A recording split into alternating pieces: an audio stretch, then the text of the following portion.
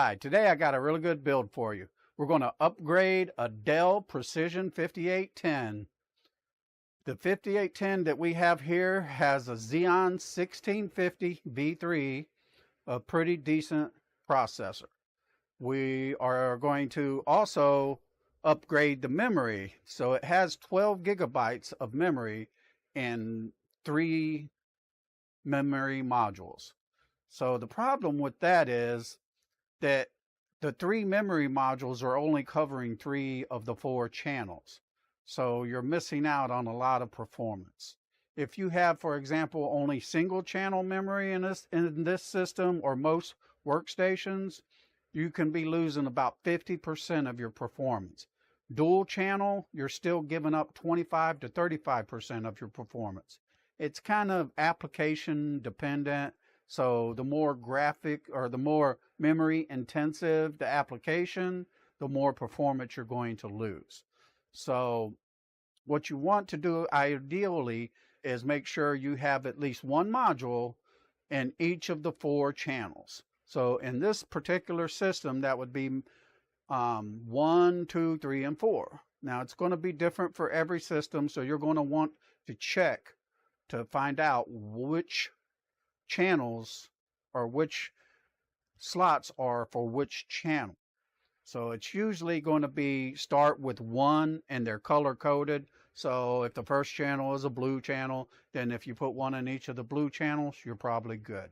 But when you're done, you can use a program called CPU-Z to test it. So you just open up the program, click the memory tab, and it'll tell you right away if you're in quad channel. That means you're getting maximum performance. We're going to take it a step further, and we're going to go from 12 to 32 gigabytes. So if you want to make sure you're in quad channel, just install memory in all 8 of the memory slots. But there is a caveat. You do not want to mix memory sizes or frequencies. The frequencies isn't as bad, but if you're putting in, for example, 2400 megahertz with 2133, then it's going to all run at 2133. But if you mix different sizes, you're actually going to lose performance. Even if you're putting in some larger sizes like 4 gigabyte memory modules and 16 gigabyte memory modules, you're actually losing performance because the CPU has to figure all of that out. And all of those extra calculations are costing you performance. So pick a size, use it in all of the modules, you'll get maximum performance. So let's take a look at what we're going to do to this system. So here we've got the CPU thermal paste we're going to add. So we're going to take the CPU out, put some new thermal paste on it, just to make sure that the thermal paste isn't dry and that we're not thermal throttling. We have here 5 4 gigabyte memory modules. We've checked. They're the same size as the 3 in the system, the same frequency, so that should be great. We're going to install a 256 gigabyte SSD for the operating system, and we're going to use this adapter to mount it into the 3.5-inch bay. We're going to add a 1 terabyte Seagate drive in there so that you have some storage space. And then we're going to put in a Quadro 2000 graphics card. Now, this system has a 685 watt power supply, and it is really good. The power supplies in these systems are excellent. So you can take one of those 2 6-pins that are in the system, convert it to an 8-pin, and install like a GPU that needs an 8-pin or a 6-pin and an 8-pin. You can run those. I would say the best option for this system would be either a GTX 1060 or a GTX 1070 if you're like doing gaming and stuff like that. If you want to do video, I would say go with an RTX, like an RTX 2060 or even an RTX 3060. The 3060 has 12, well, one version of the 3060 has 12 gigabytes of memory, so it's going to be excellent for video. One of the other advantages of using an RTX card is you can use NVIDIA Broadcast. So NVIDIA Broadcast, it'll work with your camera, so you can do like background replacement. I'm not doing it, but you can do that. And I am using the feature that reduces noise. So all the background noise is eliminated by using the NVIDIA Broadcast software. So I highly recommend that. If you're doing anything that has to do with video, you'll want to have that feature, because using like I do, I use OBS. So I've got OBS on the system here, and I use NVIDIA Broadcast, and then it feeds the mic and the camera into OBS. So I can use all of the features of OBS that I want. And in this case, I'm just using the one feature, the noise reduction. But like I said, you can do background replacement, background blurring, a lot of stuff. So something that you should consider. Okay, let's take a look inside of the system and get to the build. So we're going to lay this down. Now you'll notice this system has a bit of scuffing, which is pretty common for these systems when they come from, like this one did, from recycling, electronics recycling company. They get these and they stack them up in, pallets, and you get a little bit of scuffing, but it's in really good shape. There's no dings or anything, just a little bit of scuffing and scratching. You'll see here the interior of this system is really quite nice. It's very clean, very nice system. I'm going to just show you a couple of the things here. So what we got over here, neatly tucked away, are 2 6-pins. And as I said, you can use an adapter and adapt this to an 8-pin. Here we have a slim DVD, and you could use a mount adapter here to turn this 5.5 or 5.25 bay into a 3.5 inch and add another drive here. You already have the power here for it too. Here, down here, we have 2 trays, and we're going to use one of these for the hard drive and one of them for the SSD. So let's get started first by removing the memory coolers. So here are the memory coolers, and we'll have to pop this up. It's all tools free, very easy. Get that out of the way. And now we just push this tab down and pull the first memory cooler out and the second one out. And now you can see that we have 1, 2, 3 memory modules here.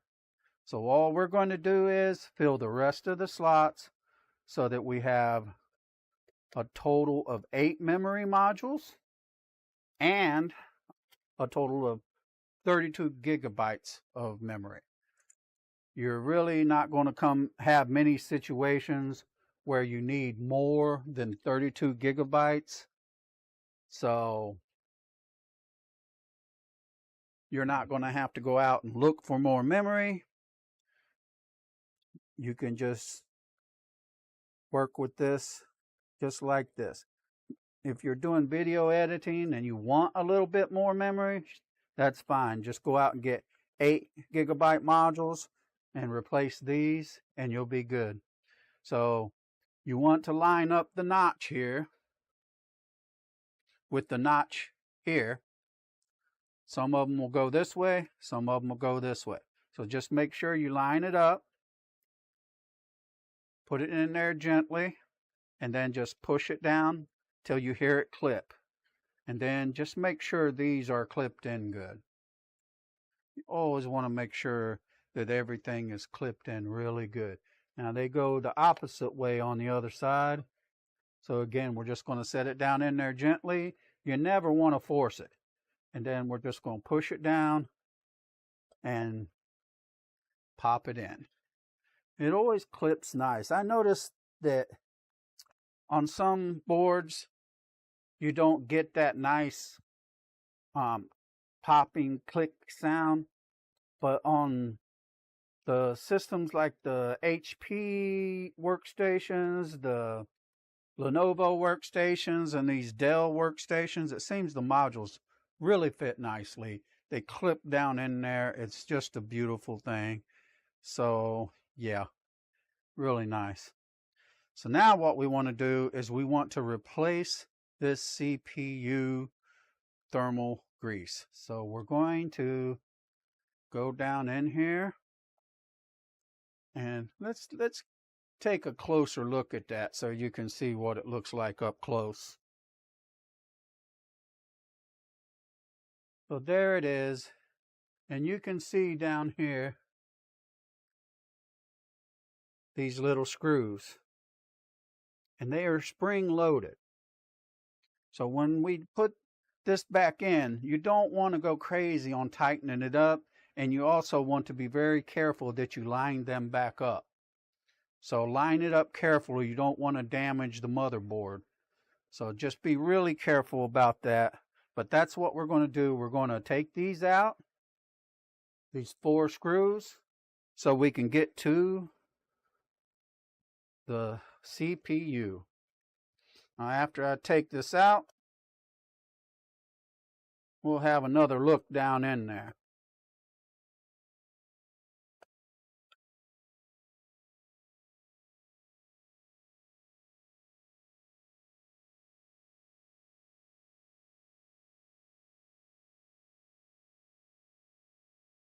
Now over here on the side, we have the power. So we're going to want to pull that out.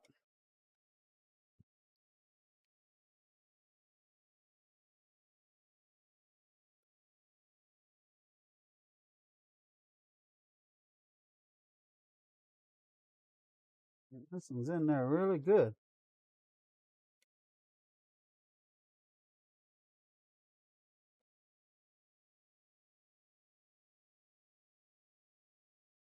Got a little tab there. I was pushing it in, but it just didn't want to come out easy. So we're going to pull it out, and yeah, that is dry as a bone. You see, nothing. So this system in its later years was probably thermal throttling. Thermal throttling is when the CPU gets hot because the CPU grease just isn't doing its job anymore. So we're going to scrape this off using this plastic tool. Be really gentle. Just scrape that off of there.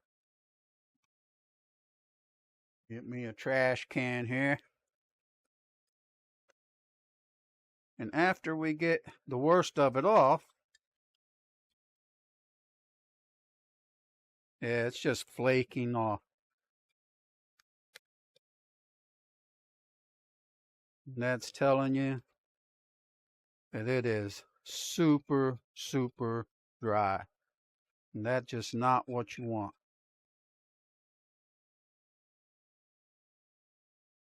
Let's get that off of there.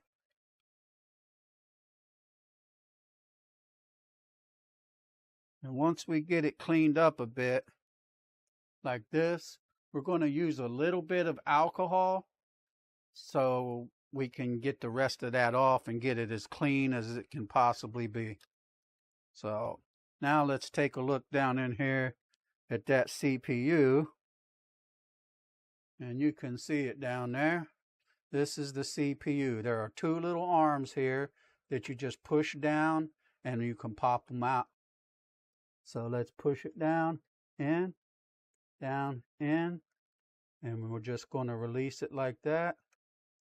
And there you go. Just be really slow and gentle. Now, there are little notches in here that show you where this is going to go. So you want to make sure, if you see the little notches here, you want to make sure to line those back up. And you'll also see this little arrow here. So if you see this little arrow right here in the corner, see that arrow? If you look down here, you'll see there's another arrow. So you want to line up this arrow with this arrow. Let's look at it in the other view. This is a little bit better camera. So you see this arrow here, and if you look down in here, you can see that arrow in the corner. So make sure you line those up. Look how dry that is. That's not good. Now what you want to do is handle this like a CD. We're going to handle it from the sides. We're not going to touch here. We're not going to let anything touch these pins down here. Don't do that. That's really bad. If you bend one of those, you probably just ruined your system. So let's clean off the rest of that thermal paste. And then we're going to use a damp rag to carefully wipe it off, and we're not going to get it wet. That's the last thing you want, is to get it wet. So you can see we've got most of that off of there. And let's see if we can see there. And you can see that it's a 1650. All right.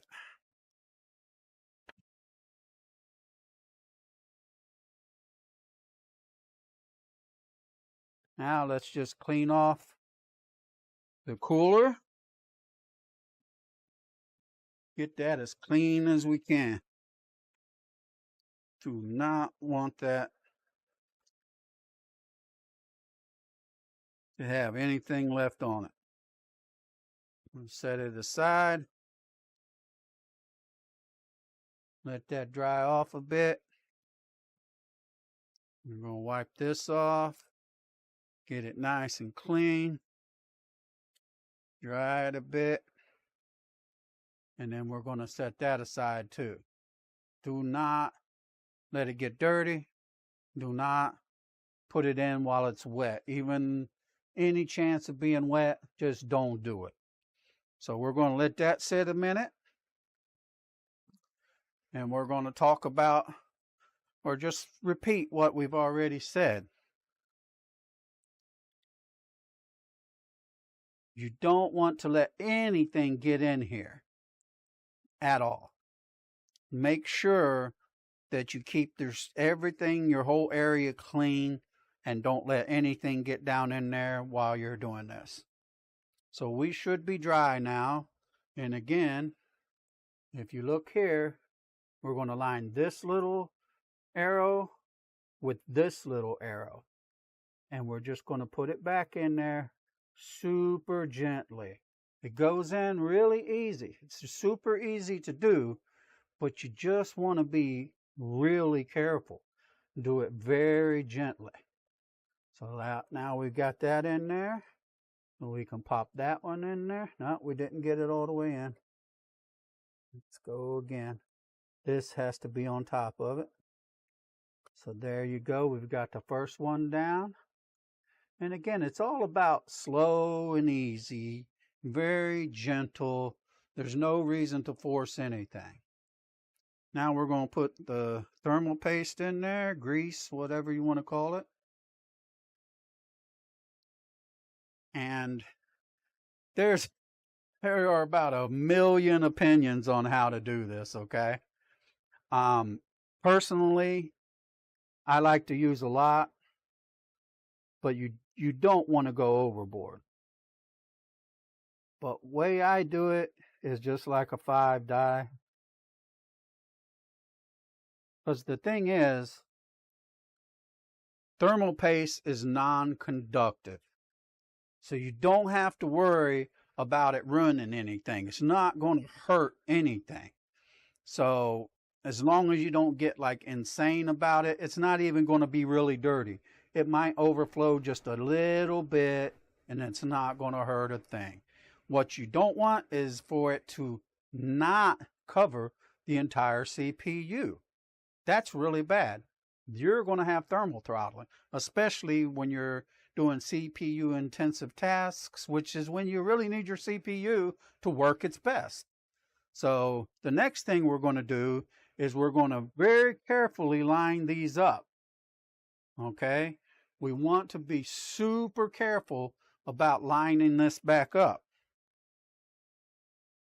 So when we line this back up with the holes down here, then we're going to start tightening it, and we're going to do that super careful.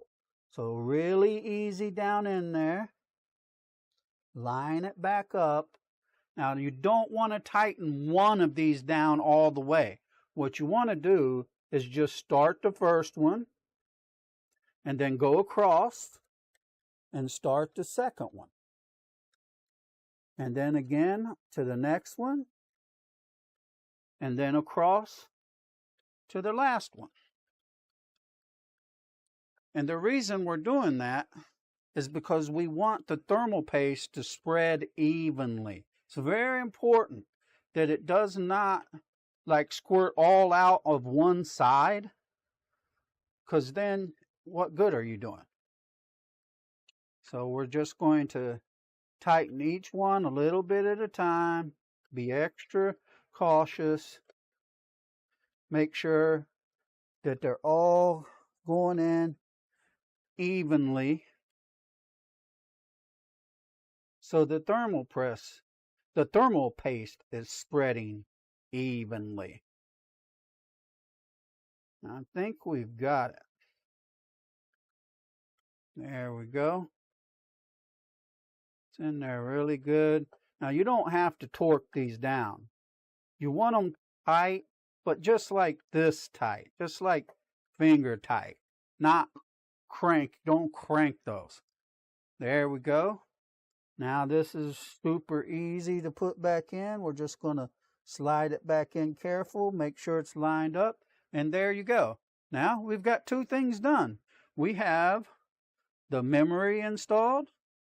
We've cleaned and replaced the thermal paste here.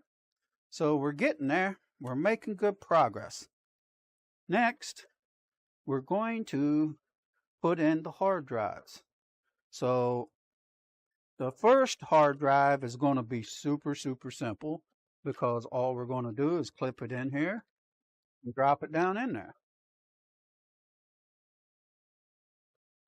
Well, you can see the slots here and the slots here. Because the slots here are closer to here, then that means that's where it goes. So let's put it in there. If you do it the other way, it won't even fit, because the slots are too deep. So there we go. We got that back in there. So we're just going to drop it back in there the same as it was. Right? So as you can see here, don't know why, but the drives are like upside down the way they do it like this. But you can't really put it the other way. If you put it the other way, like so, it won't fit in there. So for whatever reason, they like the drives to be upside down. I don't think it matters. You hear that? Nice little clip down in there. Now we're going to pull this one out. And I like to put the discs in there on top, because they tend to get hotter than an SSD. So getting it closer where it can get a little bit more airflow. Not sure if it really matters, but For me, I just think it's better. So now,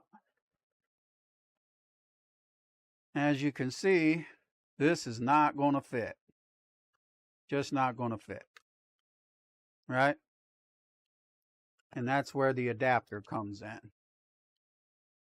So we're going to take this adapter out. It's got screws in it. Now, I'm not going to do this under the camera because if you drop these screws down in there, it's not a good thing. It'll probably be okay, but we don't want to work on probablys. It'll definitely be okay if we don't drop them down in there. So we're going to do that over here on the side. And as you can see here, it mounts like so on the bottom. You just want to line the holes up like so.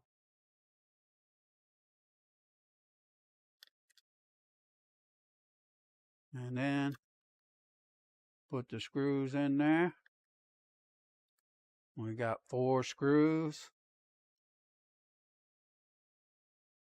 Not really spinning, so probably would be fine with 2 screws, but why not just put them all in there?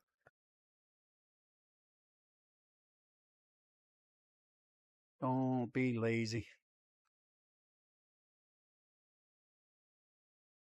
But once we got those 4 screws in there, and again, this is something that's true just about everything that has to do with computers.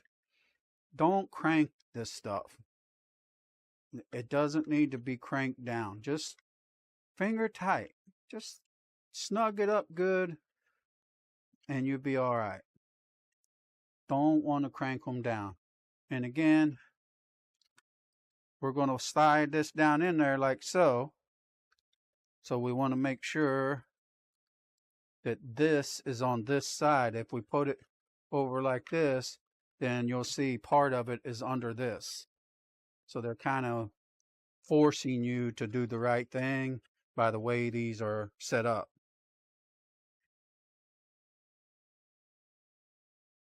And that's good. Takes all the guesswork out of it.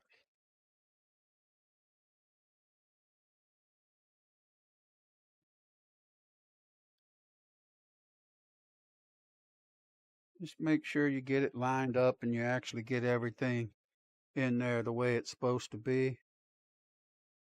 Because that way it's not like jostling around or anything. Now we're going to slide this one back down in there just like it was.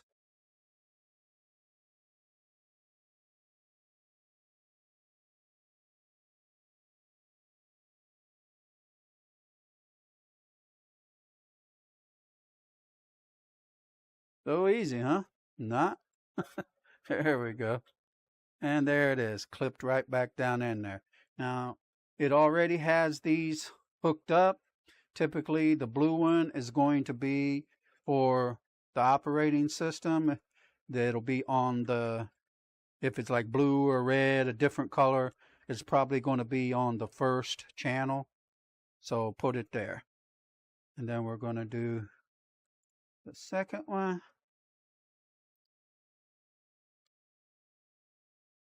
Now this could possibly be a tight to get down there with this one, but I think we're going to be all right. There we go. So we just put the power in there and we put the SATA cables on there. It's all run pretty nice. I'm going to take this back off just for cable management and aesthetics and put it back in again. Kind of got it wrapped up there. Sometimes for these, it's nice to put the straight pin on there, the SATA with the straight connector, but it's just fine here. And there we go. One more thing done. So now we have the SSD for the operating system. We have a 1 terabyte storage. We have the memory And we have new thermal paste on the CPU. The last thing we're going to do on this system is install the graphics card. So in that case, you want to do an X16. Here we have two X16s. So you could theoretically put it on either one, but I always like to put it on the first one. Just makes more sense.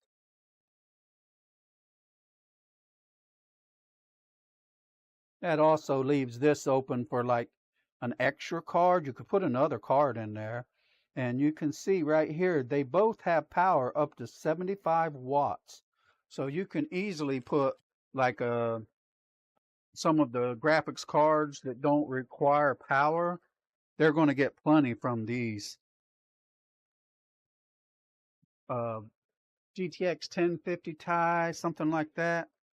It's going to run just fine on this system.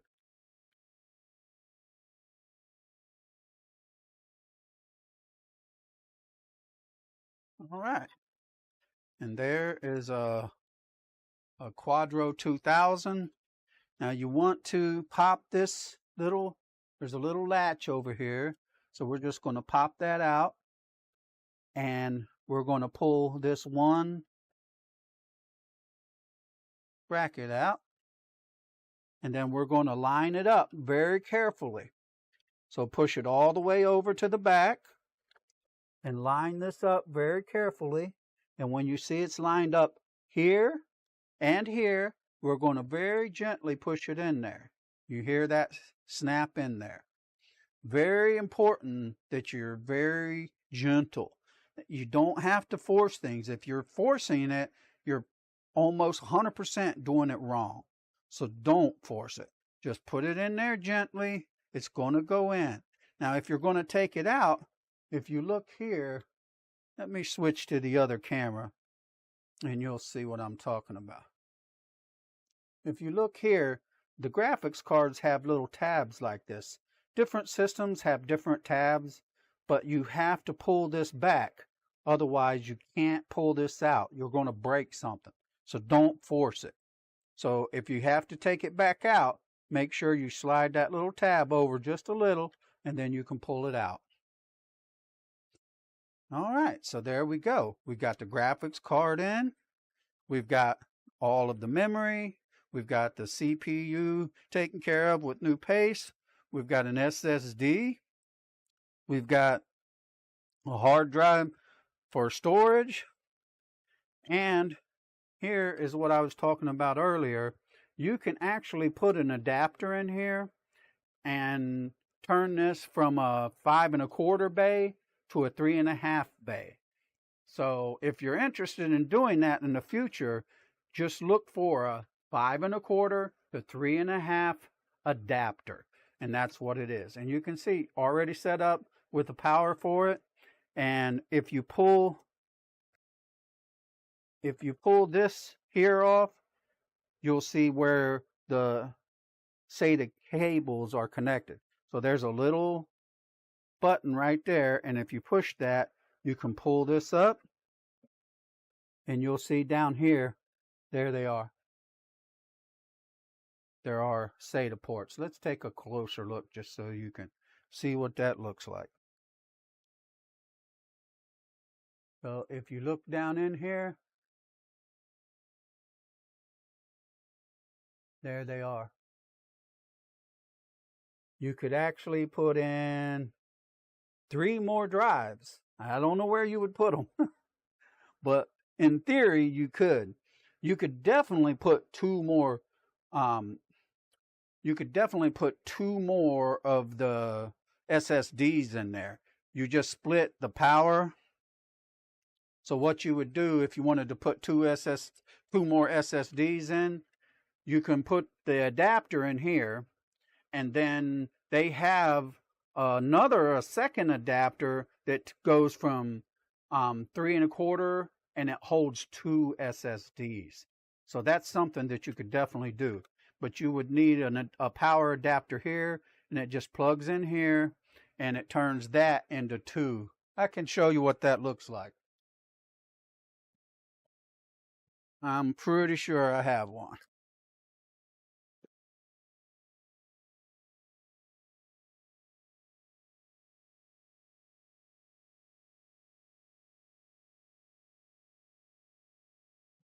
Yes, I do. Do indeedly. So that looks like this. So if you wanted to put two SSDs in there, I don't know if you could squeeze an SSD and a hard drive in there, but you might be able to. SSDs are pretty small, but it wouldn't be properly mounted. But yes, you can take this, and as you can see, it just plugs right into this one.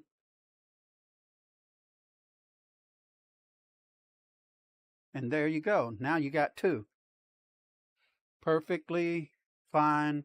There's plenty of power on this to run two drives. It's no problem at all. So yeah, if you wanted to add a couple SSDs, you're good. If you want to add just one hard drive, all you need is a 5 1/4 to 3 1/2 adapter. It'll slide right in there, and now you got another hard drive. So you're not done with storage options here. So let's just put this back on there. And again, same thing. This one especially, this is plastic. We don't want to force it. Nice little pop there, and it's in.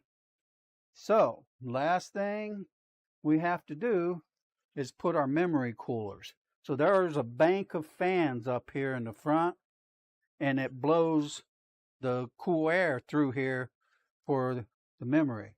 If some of these systems don't have the memory coolers, you should not buy that system if you can avoid it. If you've already made that mistake, you're going to need to go on to eBay or Amazon or somewhere to find these memory coolers if you want to put 8 memory sticks in there.